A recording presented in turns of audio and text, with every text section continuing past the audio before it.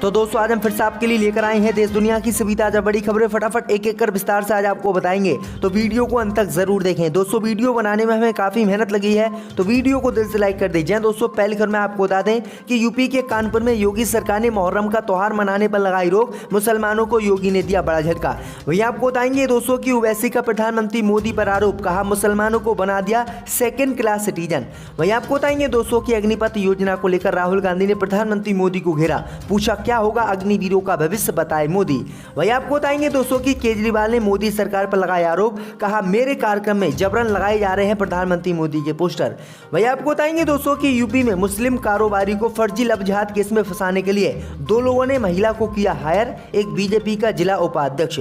वही आपको बताएंगे दोस्तों की महबूबा मुफ्ती ने मोदी सरकार पर लगाया आरोप, कहा जम्मू कश्मीर में तिरंगा खरीदने के लिए कश्मीरियों को किया जा रहा है जबरदस्ती मजबूर। तो दोस्तों सभी खबरों को आपको एक एक कर बताने वाले हैं। वीडियो को लाइक कर चैनल को सब्सक्राइब कर दें और हमें कमेंट करके बताएं कि आपके जिले किस राज्य से हमारी खबरों को देख रहे हैं। इसी बीच पर तो दोस्तों अगली खबर की ओर, तो यूपी की योगी सरकार ने कानपुर में मुहर्रम का त्योहार मनाने पर लगाई रोक, मुसलमानों को झटका। जय दोस्तों आपको बता दें ये बड़ी खबर सामने निकल कर आई दोस्तों कि उत्तर प्रदेश की योगी सरकार ने कानपुर में इस बार मुहर्रम का त्योहार और जुलूस मनाने पर साफ तौर से रोक लगा दी है। उत्तर प्रदेश की योगी सरकार ने शांति व्यवस्था को बनाए रखने को लेकर यह फैसला लिया है।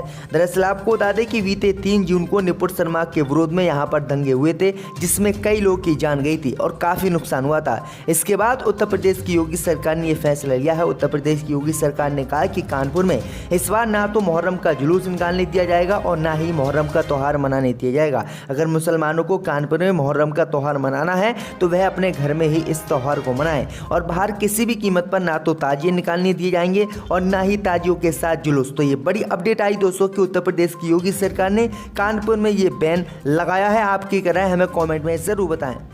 इसी बीच पर तो दोस्तों अगली खबर की ओर, तो असदुद्दीन ओवैसी ने केंद्र की मोदी सरकार पर बोला हमला, कहा मुसलमानों को मोदी ने बना दिया सेकेंड क्लास सिटीजन। जय दोस्तों आपको बता दें कि मानसूनी सत्र के बीच एआईएमआईएम के अध्यक्ष असदुद्दीन ओवैसी ने प्रधानमंत्री मोदी पर मीडिया से बात करते हुए गंभीर आरोप लगाए हैं। ओवैसी ने कहा कि प्रधानमंत्री मोदी सावरकर और गोलवरकर की नीति पर काम कर रहे हैं। उसी नीति पर काम करते हुए उन्होंने देश के मुसलमानों को सेकेंड क्लास सिटीजन बना दिया है। अपने इस आरोप पर तर्क देते हुए ओवैसी ने कहा है कि केंद्र सरकार की स्वनिधि स्कीम के तहत रेहड़ी पटरी पर दुकान ठेला लगाने वालों को लोन दिया जाता है। आरटीआई जवाब में जानकारी मिली कि 32 लाख लोगों में सिर्फ 321 मुसलमानों को ही लोन मोदी सरकार द्वारा दिया गया है।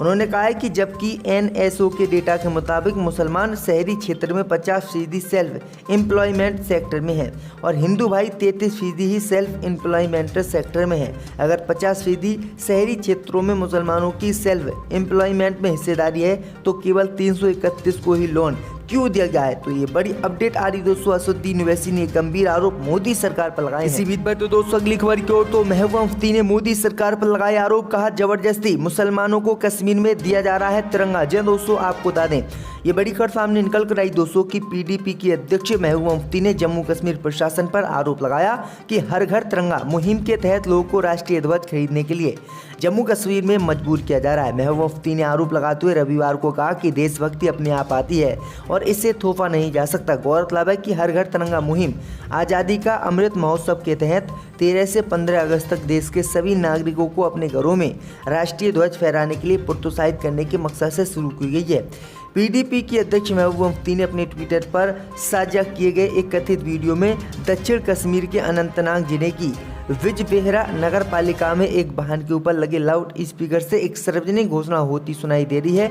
इसमें क्षेत्र के दुकानदारों से मुहिम के लिए तिरंगा खरीदने के लिए 20-20 रुपये जमा करने के लिए कहा जा रहा है। महबूबा मुफ्ती ने कहा है कि हमारे जम्मू कश्मीर के जो छात्र हैं उनसे जबरदस्ती 20 रुपये लिए जा रहे हैं और उन्हें जबरदस्ती तिरंगा दिया जा रहा है। तो ये बड़ी अपडेट आई दोस्तों कि किस तरह से तानाशाही मोदी सरकार देश में कर रही है।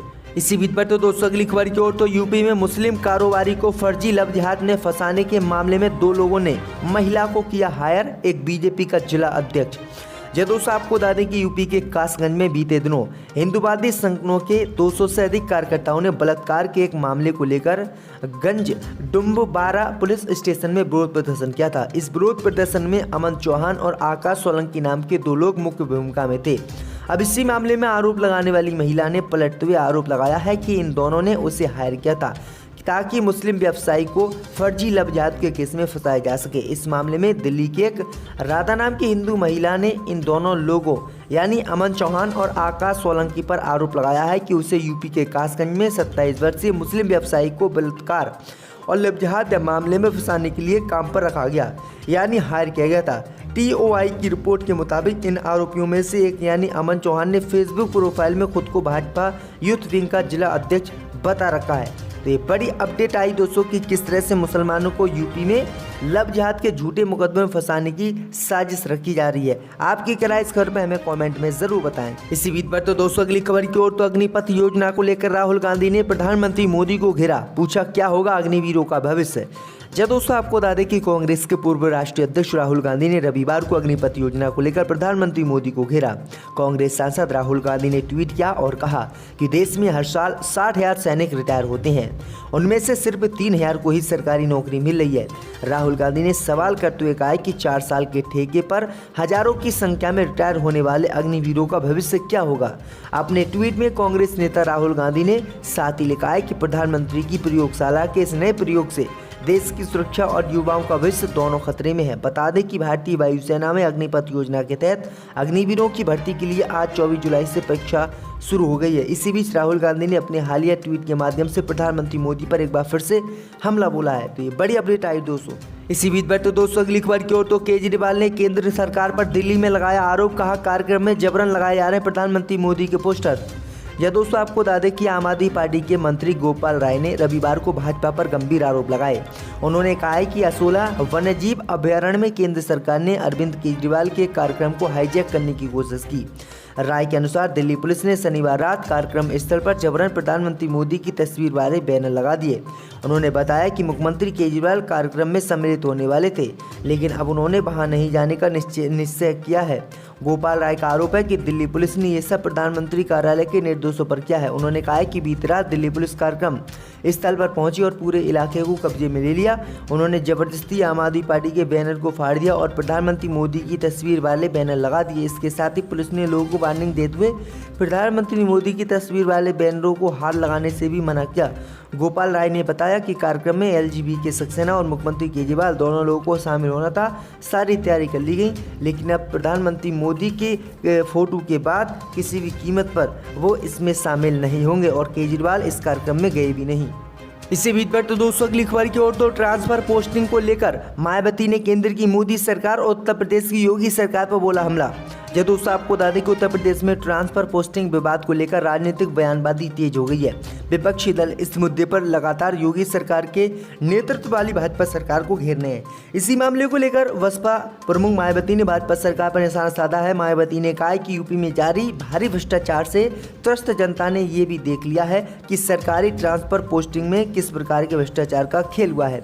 मायावती ने प्रेस रिलीज के जरिए भाजपा सरकार पर निशाना साधते हुए कहा कि अब यूपी सरकार में ट्रांसफर पोस्टिंग एक नया धंधा बन गया है, जिसका खुलासा मजबूर होकर सरकार को खुद करना पड़ा है।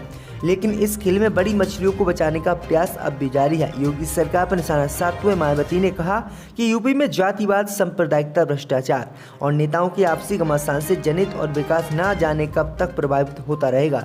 मायावती ने हाल ही में बुलंदखंड एक्सप्रेसवे के धंस जाने के मामले पर भी योगी सरकार पर निशाना साधा। बुलंदखंड एक्सप्रेसवे का कुछ हिस्सा जालौन जिले के पास धंस गया था और भारी बारिश के बाद एक्सप्रेसवे पर गड्ढे भी देखे गए थे। इसी को लेकर मायावती ने बड़ा हमला योगी सरकार पर बोला। इसी बीच पर तो दोस्तों अगली खबर की ओर तो संजय रावत ने फडणवीस पर बोला जोरदार हमला। बोले मिस्टर फडणवीस, मेरे खिलाफ कुछ भी कार्रवाई कराई, मुझे मालूम है आपकी सारी कारस्तानियां। जब दोस्तों आपको बता दें ये बड़ी खबर सामने निकल कर आई दोस्तों कि महाराष्ट्र के उप मुख्यमंत्री देवेंद्र फडणवीस पर संजय रावत ने जोरदार हमला बोला है। दरअसल आपको बता दें कि संजय रावत ने जोरदार हमला बोलते हुए देवेंद्र फडणवीस को चेतावनी दी है कि आपकी सारी कारस्तानियां मुझे मालूम है, आप मेरे खिलाफ कोई भी कार्रवाई करें, मैं सामना करने के लिए तैयार हूँ। शिंदे फडणवीस की सरकार की जो पिछले 24 दिनों से हम दोनों और एक दूसरे के लिए की लव स्टोरी शुरू है, ये ज़्यादा दिनों तक नहीं चलेगी। उन्होंने कहा है कि चोरी चकारी करके जो सरकार बनी वो सरकार अपने अंतर विरोधी से गिर जाएगी, शिवसेना के आंसुओं के सलामी ये बह जाएगी। शिवसेना सांसद संजय रावत ने इस शब्दों में आज सुबह फिर डिप्टी CM देवेंद्र फडणवीस और बीजेपी पर हमला बोला। संजय राउत ने कहा है कि शिवसेना के लाउड स्पीकर की आवाज किसी भी दबाव के सामने बंद नहीं होने वाली है। शिवसेना का लाउड स्पीकर 56 सालों से कोई बंद करने की हिम्मत नहीं कर पाया है। ये लाउड स्पीकर महाराष्ट्र की बेधड़क और निर्भीक आवाज है। ये लाउड स्पीकर महाराष्ट्र की जनता की आवाज है। ये बजता रहेगा, आप पीप पीप बंद हो सकते हैं। ये लाउड स्पीकर कभी बंद नहीं होगा, आपकी कारस्तानियों की पोल खोलता रहेगा। ये लाउड स्पीकर आपको बहरा बनाएगा, बिना चुप नहीं बैठेगा। तो ये बड़ी बातें जो है इन्होंने कही हैं।